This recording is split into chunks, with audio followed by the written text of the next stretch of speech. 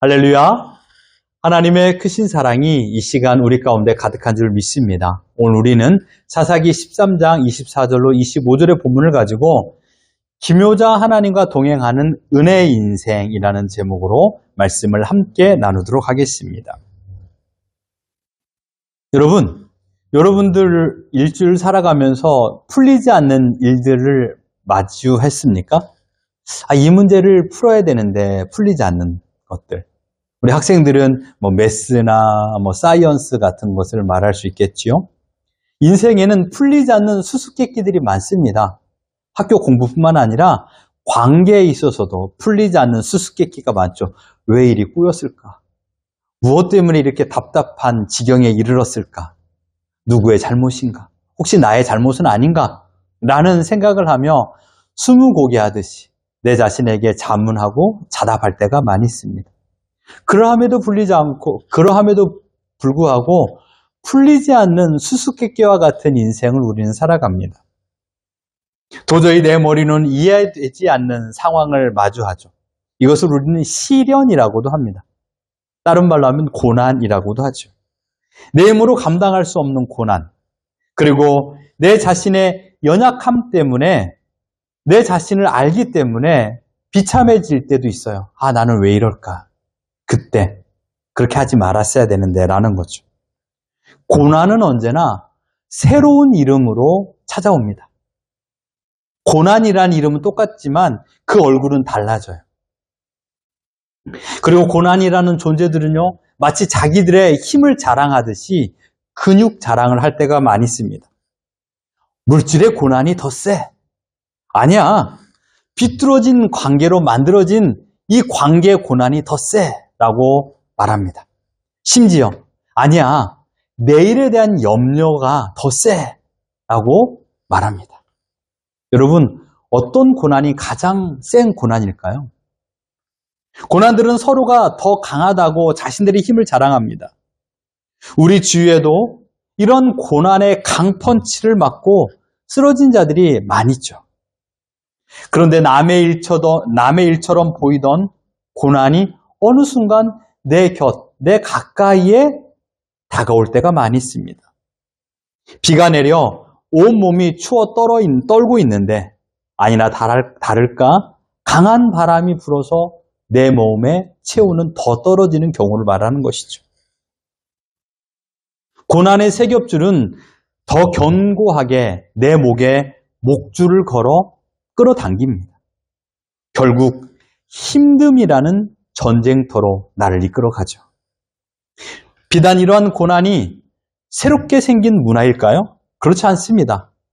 작년에도 똑같은 고난이었고 내 아버지도 내 할아버지도 그리고 심지어 3000년 전에 이스라엘 백성도 살아서 인간이라고 불리우는 모든 사람들은 지금 내가 경험하고 있는 고난을 똑같이 경험했습니다. 오늘 본문에 이스라엘 백성도 고난 속에 거하고 있었습니다.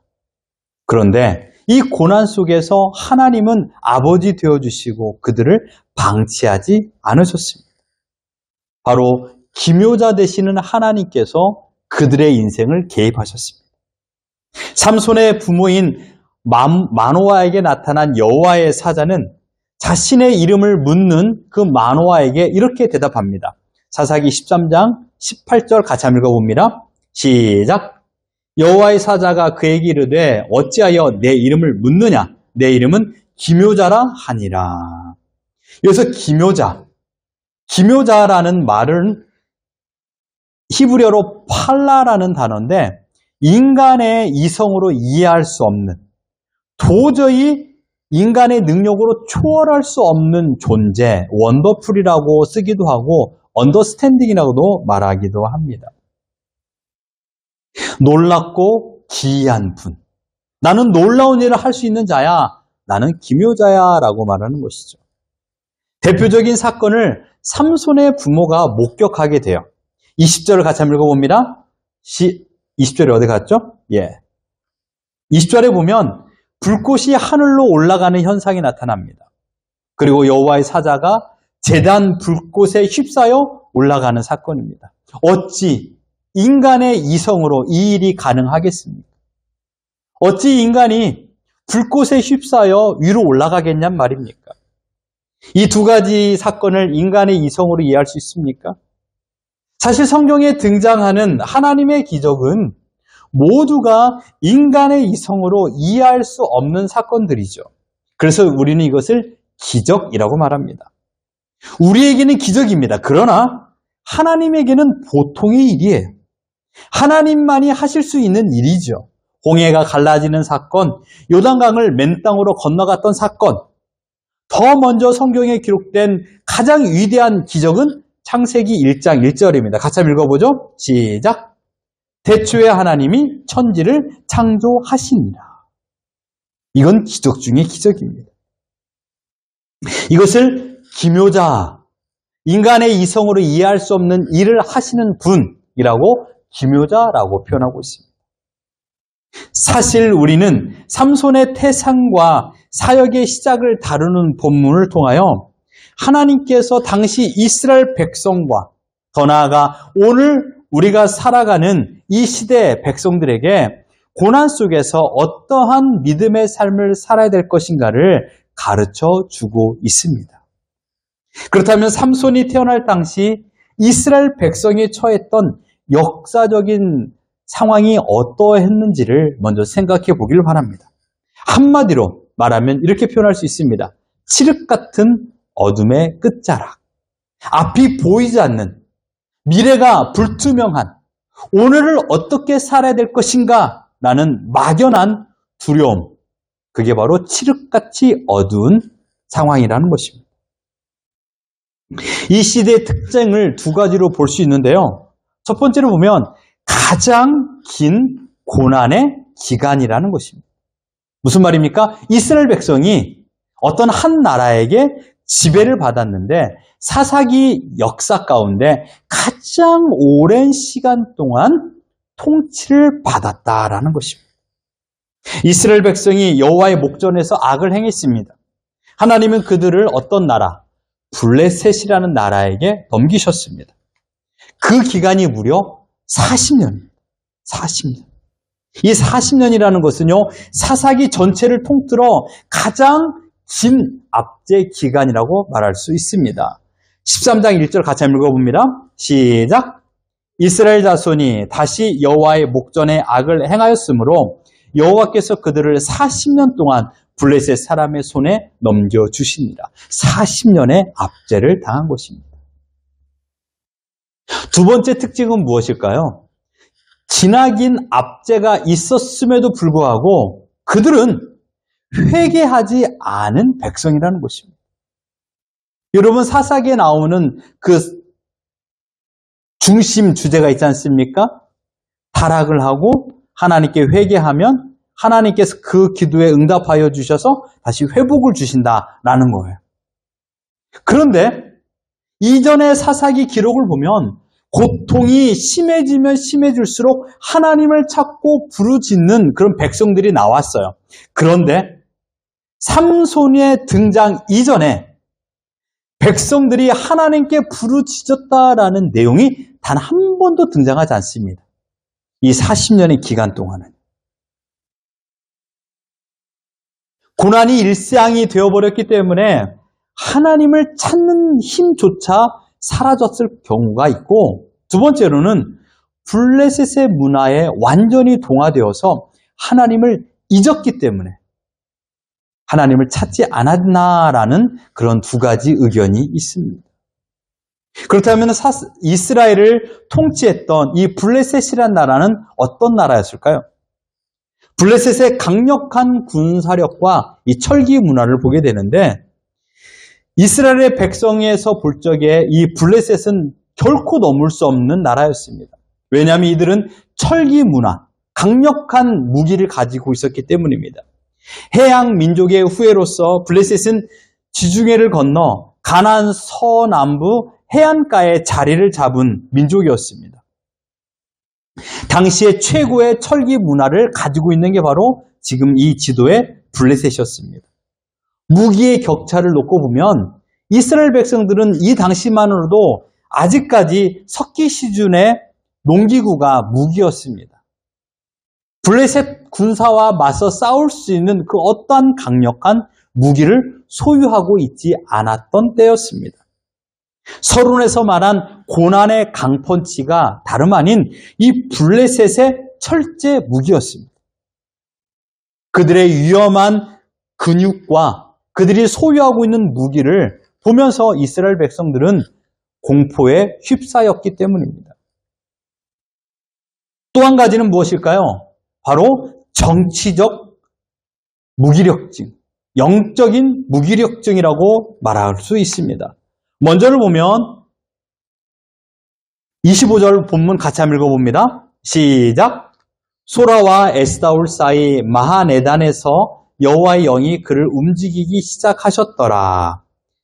이 지역은 어딜까요? 다름 아닌 이 동그라미 두 개, 왼쪽은 블레셋이고요. 그 다음에 소라와 에스다올, 너무 가까운 인접한 지역에 있는 곳입니다. 당시 이스라엘은 블레셋의 지배를 당연하게 받아들였습니다. 나중에 삼손이 블레셋을 치자 이스라엘 백성들이 이런 얘기를 합니다. 사사기 15장 11절 같이 한번 읽어봅니다. 시작! 유다 사람 3,000명이 에단 바위 틈에 내려가서 삼손에게 이르되 너는 블레셋 사람이 우리를 다스리는 줄을 알지 못하느냐. 이게 지금 이스라엘 백성들의 가지고 있는 마음의 상태입니다. 영적 자존감은 바닥에 치달았습니다. 왜요?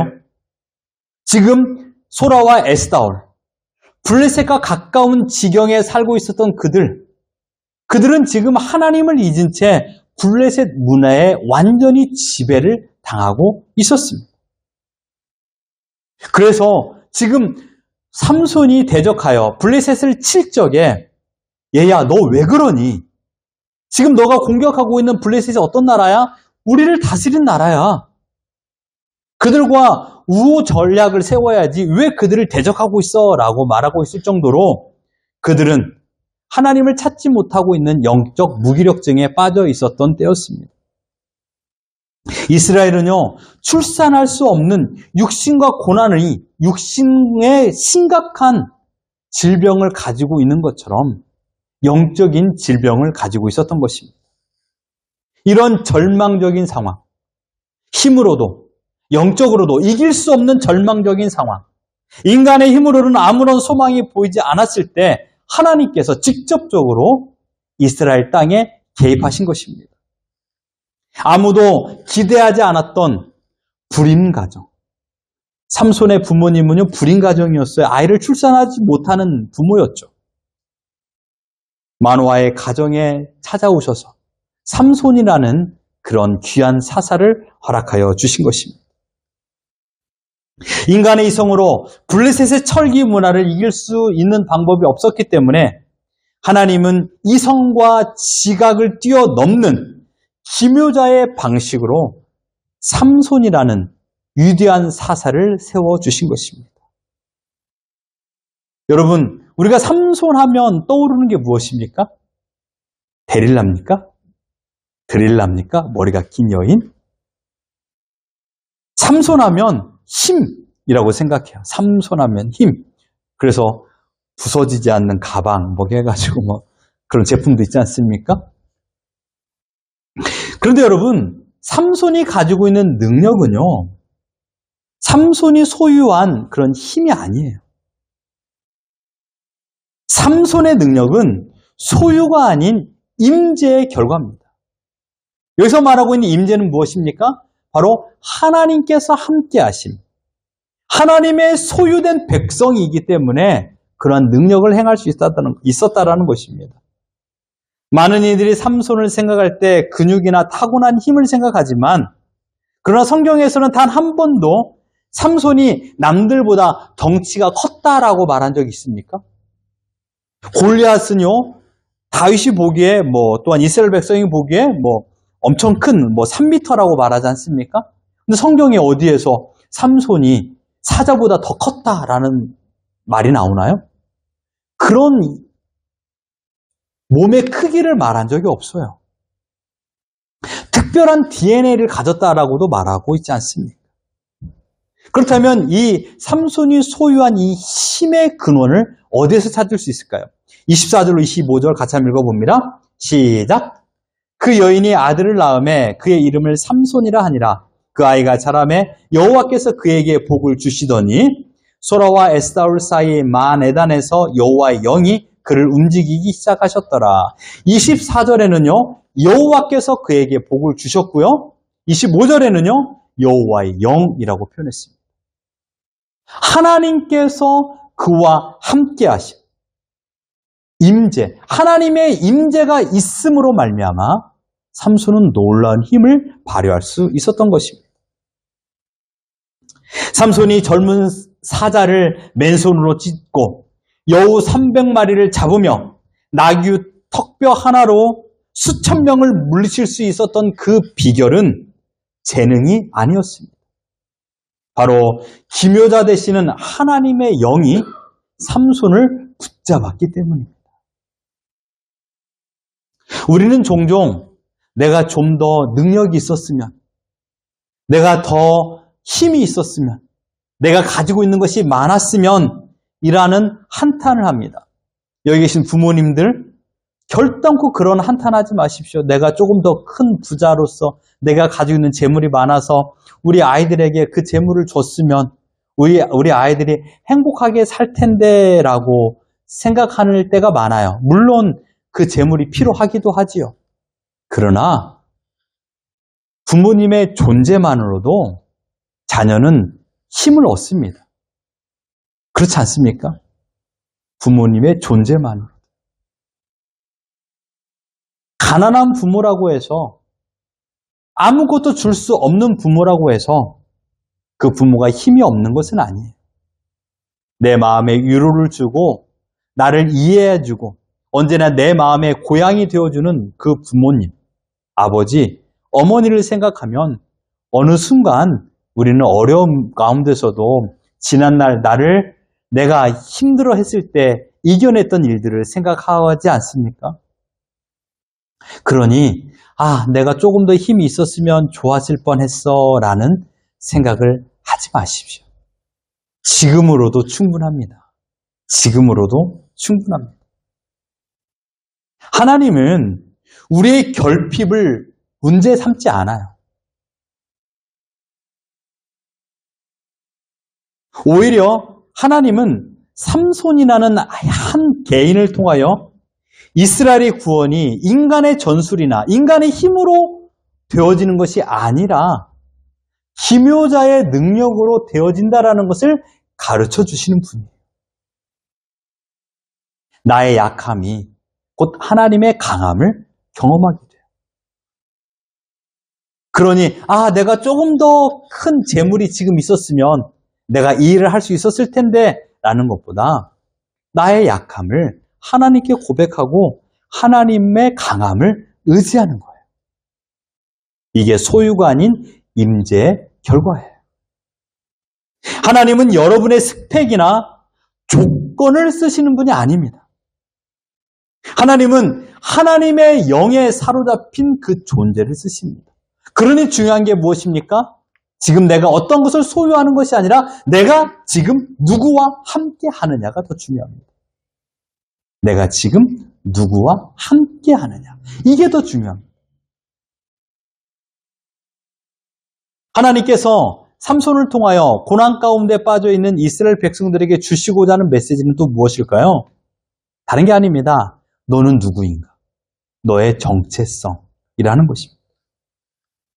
이스라엘 백성은요, 당시 블레셋에게 40년이라는 압제를 받았어요. 여러분 40년의 압제를 받으니 맨정신에 살아갈 사람이 있을까요? 40년 동안 하나님을 찾지 않은 사람이 어찌 하나님을 기억하며 살겠습니까? 그래서 이 이스라엘 백성의 특징을, 그 당시의 특징을 하나님을 찾지 않은, 하나님께 부르짖지 않은 나라라고 표현하지 않았습니까? 그들은 압제에 길들여져 있었습니다. 그들은 블레셋 문화에 완전히 지배를 당하고 있었습니다. 그때 하나님께서 삼손을 부르신 겁니다. 우리 7절 말씀 같이 한번 읽어봅니다. 시작! 이 아이는 태어나서부터 그가 죽는 날까지 하나님께 바쳐진 나실인이 됨이나 하더이다 하니라. 바로 이겁니다. 나실인으로서의 구별됨. 너의 정체성. 이스라엘 백성은 하나님께서 구별한 백성이다라는 것을 가르쳐주기 위하여서 이 솔로몬의 출생을 통하여 기묘자의 능력을 보여주신 것입니다. 여기서 나실인이라고 말해가지고 구별된 사람, 그러니 너는 술을 먹지 말고 머리에 삭도를 대지 말고 부정한 것을 가까이 하지 말라라는 이 명령, 이것은 그를 억제하고 자유를 빼앗는 것이 아닙니다. 금욕주의적인 삶을 살라라는 말이 아니에요. 바로 이겁니다. 너는 세상과 구별된 하나님의 백성이라는 것이에요. 이스라엘아, 들으라. 너희는 하나님께서 특별히 구별한 백성이다라는 그런 뜻을 가지고 있는 것입니다. 어찌 너희가 블레셋의 문화에 심취되어서 살아야 되는가? 너 자신을 돌아봐라. 너의 정체성을 회복하라라는 메시지를 주신 것입니다. 수수께끼 같은 인생을 푸는 열쇠는 다른 게 아니에요. 삼손의 인생 자체가 블레셋 세계에서는 거대한 수수께끼였습니다. 어떻게 삼손에게 이런 큰 힘이 나오는가? 어떻게 수천 명을 이길 수 있는가? 어떻게 300마리의 여우를 붙잡을 수 있는가? 기이한 일 아닙니까? 그때 하나님께서는 이 가르침을 주신 거예요. 너희가 나에게 돌아와 내 백성이라는 것을 깨닫게 되면 내가 너희와 함께함으로 말미암아 모든 압제로부터, 모든 고난으로부터, 모든 염려로부터, 모든 근심으로부터 너희를 자유케 할 것이다 라고 말씀하는 것입니다. 지금 여러분이 염려하고 있는 것, 근심하고 있는 것, 사실 여러분이 풀 수 없기 때문에 염려하는 거예요. 풀 수 있는 문제라면 왜 염려합니까? 내가 해결할 수 있는 문제라면 왜 걱정하나요? 내가 해결할 수 없기 때문에 마음에 염려하고 근심하는 거예요. 큰 수수께끼죠. 나는 왜 능력이 없을까? 이 풀 수 있는 능력이 없을까? 소유를 한탄하지 말라고요. 이 수수께끼를 허락하신 하나님과 동행하는 것이 이 문제를 푸는 방법입니다. 그래서 하나님께서 지금 우리에게 주시는 메시지가 있습니다. 삼손의 인생은요, 화려한 성공만 기록되지 않았어요. 실수도 있었고요, 잘못된 선택도 있었고요. 유혹에 넘어졌습니다. 심지어 마지막에는 두 눈이 뽑히는 그런 비참한 지경에 이르렀습니다. 하지만 그 과정 속에서도 기묘자 되시는 하나님은 그를 포기하지 않았습니다. 사람들은 삼손의 인생을 바라보며 실수의 인생이라고 말하지만 하나님은 실수하지 않는 분입니다. 많은 사람들은요, 결과에 집착합니다. A, B, C, D라는 과정보다 결과. 어떠한 결과에 이르렀는가? 얼마나 큰 일을 했는가? 얼마나 성공했는가? 점수가 몇 점 나왔는가? 그러나 하나님은요, 신자된 우리에게 원하시는 것은요, 결과보다 과정을 신자답게 행하라는 것입니다. 일을 빨리 끝내기 위해서 막 서둘러가지고 막 얼렁뚱땅 하는 것이 아니라 하나씩 차근차근 하는 것. 이게 더 중요합니다.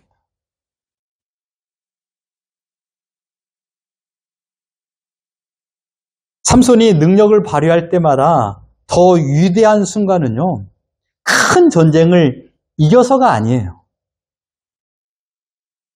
그가 마지막으로 과정에 충실했어요. 어떻게? 하나님, 나에게 힘을 주옵소서. 마지막에 삼손이 그 기도를 드리지 않습니까? 그 기도 한마디에 자신의 모든 잘못된 선택과 유혹에 넘어져 죄를 범하였던 모든 회개가 다 담겨져 있을 거라고 저는 생각합니다. 아니, 하나님은 삼손의 마음을 아셨을 것입니다. 하나님, 나에게 힘을 주시옵소서. 이번 한 번만 나에게 힘을 주옵소서.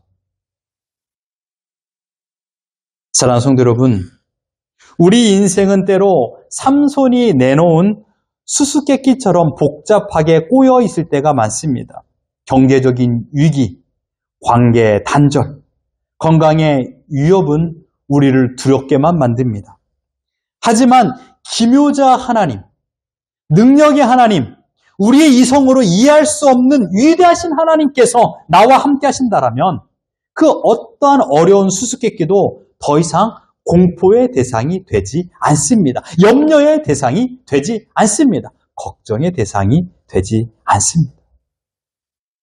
사자를 이기게 하신 하나님이 우리의 가난을 이기게 하십니다. 천명을 물리치게 하신 하나님께서 우리의 마음에 있는 불안을 이기게 하십니다. 어떻게 해요? 하나님의 임재, 은혜로 동행할 적에 기묘자의 위대한 능력을 경험하게 될 것입니다. 사랑하는 성도 여러분, 우리의 존재는 너무나도 연약합니다. 나보다 힘센 블레셋이 너무나도 많아요. 우리는 작은 말 한마디에 상처를 입는 아주 연약한 마음을 소유하고 있어요. 아무리 큰 100평의 집을 소유했다 할지라도 내 마음은 한 평뿐이 안 돼요. 여러분, 집은 한 평이지만 마음은 100평이 되길 바랍니다. 옆 사람 인사합시다. 당신의 마음이 100평이 되길 바랍니다. 시작. 당신의 마음이 100평이 되길 바랍니다. 큰 집을 소유하지 말고 큰 마음을 소유하십시오. 더 나아가서 우리는 내일 일을 알지 못하기 때문에 밤잠을 설칩니다. 그래서 어쩔 수 없이 수면제를 먹기도 하지요. 그러나 여러분 기억하십시오. 우리 곁에는요, 오늘 우리가 불렀던 찬양처럼 아바 아버지, 나를 사랑하시고 나를 품에 안으시고 나를 바라보시고 나에게 힘을 주시는 아바 아버지, 그분이 기묘자 하나님이십니다. 어떤 분? 나의 이성으로 이해할 수 없는 상상을 초월하는 일을 하시는 기묘자 하나님께서 나와 함께 하십니다. 믿습니까? 그 하나님을 내가 의지하는 것이에요. 삼손의 힘이 그의 머리카락에서 나오는 것이 아니라 하나님과 동행하심에서 나온 것처럼 나의 연약한 무릎과 나의 의지가 부족한 부분이 있음에도 불구하고 하나님께서 내 머리를 다스리시고 나와 함께 하심으로 인하여 힘든 파도가 가득한 고난의 현실에서도 우리는 이겨낼 수 있는 것입니다. 우리의 힘은 우리의 소유가 아니라 하나님과의 관계에 있는 것입니다. 그래서 우리는 이렇게 결단해야 됩니다. 나의 부족함을 탓하지 마십시오. 나의 소유의 부족함을 탓하지 마시고 내 안에 계신 성령 하나님, 아바 아버지를 의지하는 마음을 갖겠습니다라는 결단이 필요합니다. 또한 수수께끼와 같은 인생의 문제 앞에서 두려워하지 마시고 담대하게 나가서십시오. 왜요? 내 곁에는 하나님께서 함께 하시기 때문입니다. 사단이 가장 우리를 비웃을 때가 언제인지 아세요? 우리가 두려워 떨 때예요. 야, 내가 살짝 건드렸더니 쳐봐, 넘어지는 것 봐. 야, 하나님을 믿는데 저게 뭐야? 라고 비난거려요.